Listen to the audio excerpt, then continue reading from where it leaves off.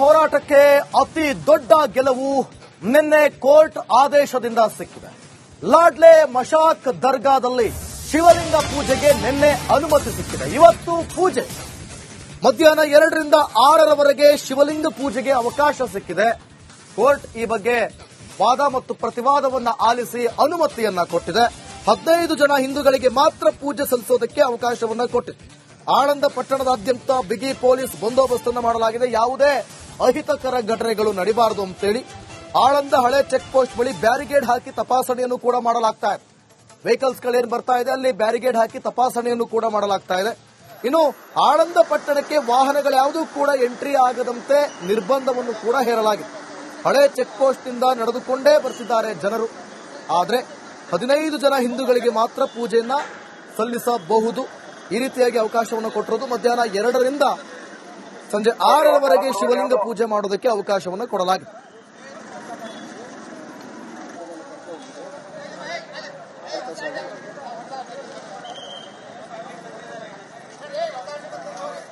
ಈ ಬಗ್ಗೆ ಮತ್ತಷ್ಟು ಮಾಹಿತಿಯನ್ನು ಕೊಡ್ತಾರೆ ನಮ್ಮ ಪ್ರತಿನಿಧಿ ಓಂ ಪ್ರಕಾಶ್ ಲೈವ್ ನಲ್ಲಿ ಜಾಯ್ನ್ ಆಗ್ತಿದ್ದಾರೆ. ಓಂ ಪ್ರಕಾಶ್, ಸದ್ಯಕ್ಕೆ ಯಾವ ರೀತಿ ಭದ್ರತೆಯನ್ನ ಕೊಡಲಾಗ್ತಾ ಇದೆ ಆ ಸಂದರ್ಭದಲ್ಲಿ? ಜೊತೆಗೆ ನೋಡಿ ಅಲ್ಲಿ ಬ್ಯಾರಿಗೇಡ್ ಅನ್ನು ಹಾಕೊಂಡು ವಾಹನಗಳನ್ನ ಬಿಡ್ತಾ ಇಲ್ಲ.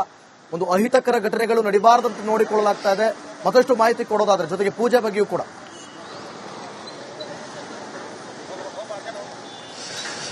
ದಿವಿತ್, ವಿವಾದಿತ ಲಾಡ್ಲೆ ಮಶಾಕ್ ದರ್ಗಾದಲ್ಲಿನ ರಾಘವ ಚೈತನ್ಯ ಶಿವಲಿಂಗಕ್ಕೆ ಇವತ್ತು 15 ಜನ ಏನು ಹಿಂದೂಗಳಿಗೆ ನ್ಯಾಯಾಲಯ ಪೂಜೆಗೆ ಅವಕಾಶ ಮಾಡಿಕೊಟ್ಟಿರುವಂತದ್ದು. ಆ ನಿಟ್ಟಿನಲ್ಲಿ ಆಳಂದ ಪಟ್ಟಣದಾದ್ಯಂತ ಇದೀಗ ಪೊಲೀಸ್ ಸರ್ಪಗಾವಲು ಹಾಕಿರುವಂತದ್ದು. ಬಹಳ ಪ್ರಮುಖವಾಗಿ ಎಂಟ್ರೆನ್ಸ್ ನಲ್ಲೇ ಏನು ಪೊಲೀಸರು ಎಲ್ಲಾ ವೆಹಿಕಲ್ ಗಳನ್ನ ತಡೆ ಹಿಡಿದು ಅಲ್ಲಿ ತಪಾಸಣೆಯನ್ನ ಮಾಡೋದಕ್ಕೆ ಮುಂದಾಗಿರುವಂತದ್ದು. ಅದಾದ ಬಳಿಕ ಇದೀಗ ಆ ಲಾಡ್ಲೆ ಮಶಾಕ್ ದರ್ಗಾದ ಪ್ರಮುಖ ದ್ವಾರ ಏನಿದೆ, ಈ ಒಂದು ದ್ವಾರದಿಂದ ಹಿಂದೂಗಳಿಗೆ ತೆರಳಿ ಪೂಜೆ ಸಲ್ಲಿಸೋದಕ್ಕೆ ಅವಕಾಶ ನೀಡಿರುವಂತದ್ದು. ಇಲ್ಲೂ ಕೂಡ 3 ಸುತ್ತಿನ ಕೋಟೆಯಂತೆ ರಚನೆಯನ್ನ ಮಾಡಿರುವಂತದ್ದು. ಅಂದ್ರೆ ಯಾವುದೇ ರೀತಿಯಾದಂತಹ ಅಹಿತಕರ ಘಟನೆ ನಡೀಬಾರದು ಅನ್ನುವಂತ ನಿಟ್ಟಿನಲ್ಲಿ ಪೊಲೀಸರು ಎಲ್ಲಾ ರೀತಿಯಾದಂತಹ ಬಂದೋಬಸ್ತನ್ನು ನಿಯೋಜನೆಯನ್ನ ಮಾಡಿರುವಂತದ್ದು. ಈಗಾಗಲೇ ದೃಶ್ಯದಲ್ಲೂ ಕೂಡ ನೋಡಬಹುದು. ಈ ರಸ್ತೆಯ 2 ಭಾಗದಲ್ಲಿ ತಂತಿ ಬೇಲಿಯನ್ನ ಕೂಡ ಹಾಕಿರುವಂತದ್ದು. ಇನ್ನು ಆ ಪ್ರಮುಖವಾಗಿ ಲಾಡ್ಲೆ ಮಶಾಕ್ ದರ್ಗಾದ ಎಂಟ್ರಿ ಗೇಟ್ ಏನಿದೆ ಅಲ್ಲಿಂದ ಹಿಂದೂಗಳು ತೆರಳಿ ಪೂಜೆಯನ್ನ ಮಾಡಿ ವಾಪಸ್ ಆಗುವಂತದ್ದು. ಮಧ್ಯಾಹ್ನ 2 ಗಂಟೆಯಿಂದ ಸಂಜೆ 6 ಗಂಟೆಯ ಒಳಗಾಗಿ ಹಿಂದೂಗಳು ಯಾವಾಗ ಬೇಕಾದ್ರೂ ಬಂದು ಪೂಜೆ ಮಾಡಿ ತೆರಳಬಹುದು ಅನ್ನುವಂತ ನಿಟ್ಟಿನಲ್ಲಿ ಸೂಚನೆಯನ್ನ ನೀಡಿರುವಂತದ್ದು. ಇನ್ನು ಆ ಲಾಡ್ಲೆ ಮಶಾಕ್ ದರ್ಗಾದ ಹೊರಭಾಗದಲ್ಲೂ ಕೂಡ ಸಾಕಷ್ಟು ಜನ ಹಿರಿಯ ಪೊಲೀಸ್ ಅಧಿಕಾರಿಗಳು ಕೂಡ ಇದ್ದಾರೆ. ಕಲಬುರಗಿ ಎಸ್ಪಿ ಅವರು ಮತ್ತೆ ಅಡಿಷನಲ್ ಎಸ್ಪಿ ಅವರು, ಹೀಗೆ ಸಾಕಷ್ಟು ಜನ ಪೊಲೀಸ್ ಅಧಿಕಾರಿಗಳು ಇರುವಂತದ್ದು. ಪ್ರಮುಖವಾಗಿ ಆ ಇಡೀ ಲಾಡ್ಲೆ ಮಶಾಕ್ ದರ್ಗಾ ಇದೀಗ ಪೊಲೀಸ್ ಸರ್ಪಗಾವಲಿನಲ್ಲಿ ಇರುವಂತದ್ದು. ಇನ್ನು ಯಾವುದೇ ರೀತಿಯಾದಂತಹ ಅಹಿತಕರ ಘಟನೆ ನಡೆಯದಂತೆ ಪೊಲೀಸರು ಎಲ್ಲ ರೀತಿಯಾದಂತಹ ಮುಂಜಾಗ್ರತಾ ಕ್ರಮವನ್ನು ತೆಗೆದುಕೊಂಡಿರುವಂತದ್ದು. ಮತ್ತೊಂದು ಕಡೆ ಸಿಸಿಟಿವಿ ಕಣ್ಗಾವಲಿನಲ್ಲಿ ಕೂಡ ಎಲ್ಲ ಚಲನವಲನಗಳನ್ನು ಕೂಡ ರೆಕಾರ್ಡ್ ಆಗೋಕೆ ಮುಂದಾಗಿರುವಂತದ್ದು. ಇನ್ನು 4 ಡ್ರೋನ್ ಕ್ಯಾಮೆರಾಗಳು ಕೂಡ ಉಪಯೋಗಿಸಿರುವಂತದ್ದು. ಅದರ ಜೊತೆಗೆ ಭದ್ರತೆಗಾಗಿ 1000ಕ್ಕೂ ಹೆಚ್ಚು ಜನ ಪೊಲೀಸ್ ಸಿಬ್ಬಂದಿಗಳು ಇರುವಂತದ್ದು. ನನ್ನ ಜೊತೆ ಕಲಬುರಗಿಯ ಎಸ್ಪಿ ಅವರು ಇದ್ದಾರೆ. ಸೊ ಅವರನ್ನ ಮಾತಾಡಿಸ್ತಾ ಹೋಗ್ತೀನಿ ಯಾವ ರೀತಿಯಾಗಿ ಭದ್ರತೆ ಇದೆ ಅನ್ನೋದು. ಸರ್, ಇವತ್ತು ಯಾವ ರೀತಿಯಾಗಿ ಭದ್ರತೆ ಇದೆ ಅನ್ನೋದು ಒಂದು ಹೈ ವೋಲ್ಟೇಜ್ ತರ ಕ್ರಿಯೇಟ್ ಆಗಿದೆ. ಇವತ್ತು ಆಳಂದ ಪಟ್ಟಣದಲ್ಲಿ ನಾವು ಪ್ರಾಪರ್ ಆಗಿ ಎಲ್ಲ ಏರಿಯಾಸು, ಮೈನ್ ಸೆಂಟರ್ ಪಾಯಿಂಟ್ ದರ್ಗಾ ಎಲ್ಲ ಏರಿಯಾ ಕವರ್ ಆಗುವ ರೀತಿಯಲ್ಲಿ ಪ್ರಾಪರ್ ಬಂದೋಬಸ್ತ್ ಮಾಡಲಾಗಿದೆ. ಇದರಲ್ಲಿ ಆಲ್ಮೋಸ್ಟ್ 4 ಜನ ಅಡಿಷನಲ್ ಎಸ್ಪಿ ಮತ್ತು 12 DySPs, around 70 inspector, sub inspector officers ಮತ್ತು ಎಲ್ಲರೂ ಸೇರಿ 1060 ಸಿಬ್ಬಂದಿ ಜೊತೆ ನಾವು ಬಂದೋಬಸ್ತ್ ನಿಯೋಜನೆ ಮಾಡಿಕೊಂಡಿದ್ದೇವೆ.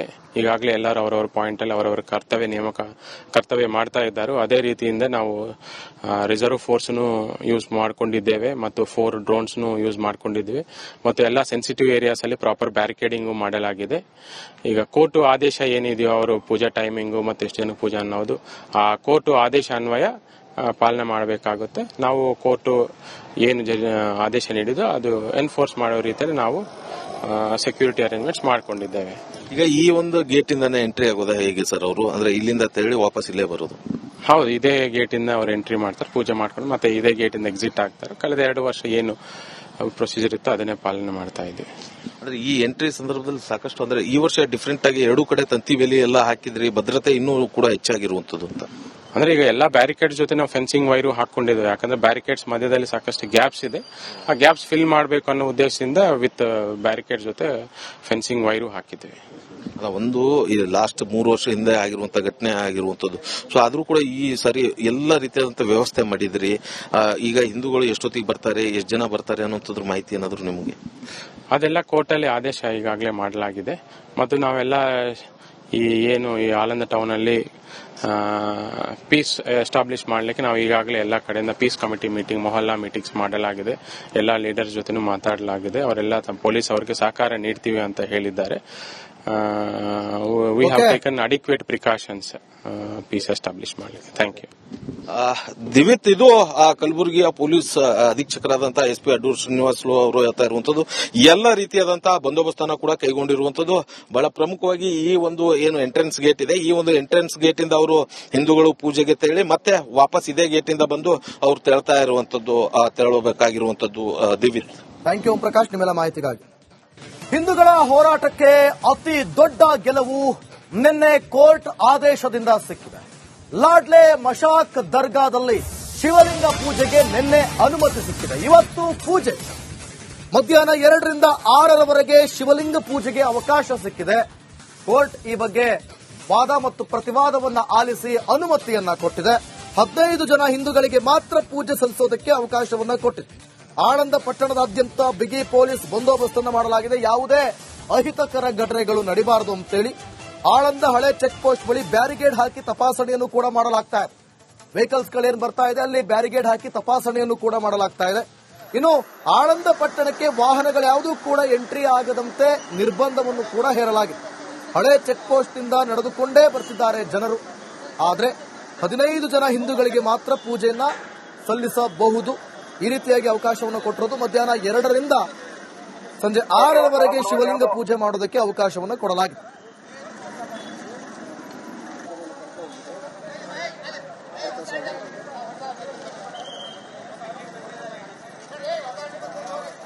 ಈ ಬಗ್ಗೆ ಮತ್ತಷ್ಟು ಮಾಹಿತಿಯನ್ನು ಕೊಡ್ತಾರೆ ನಮ್ಮ ಪ್ರತಿನಿಧಿ ಓಂ ಪ್ರಕಾಶ್, ಲೈವ್ ನಲ್ಲಿ ಜಾಯ್ನ್ ಆಗ್ತಿದ್ದಾರೆ. ಓಂ ಪ್ರಕಾಶ್, ಸದ್ಯಕ್ಕೆ ಯಾವ ರೀತಿ ಭದ್ರತೆಯನ್ನ ಕೊಡಲಾಗ್ತಾ ಇದೆ ಆ ಸಂದರ್ಭದಲ್ಲಿ? ಜೊತೆಗೆ ನೋಡಿ, ಅಲ್ಲಿ ಬ್ಯಾರಿಗೇಡ್ ಅನ್ನ ಹಾಕೊಂಡು ವಾಹನಗಳನ್ನ ಬಿಡ್ತಾ ಇಲ್ಲ. ಒಂದು ಅಹಿತಕರ ಘಟನೆಗಳು ನಡೀಬಾರದಂತ ನೋಡಿಕೊಳ್ಳಲಾಗ್ತಾ ಇದೆ. ಮತ್ತಷ್ಟು ಮಾಹಿತಿ ಕೊಡೋದಾದ್ರೆ ಜೊತೆಗೆ ಪೂಜೆ ಬಗ್ಗೆಯೂ ಕೂಡ.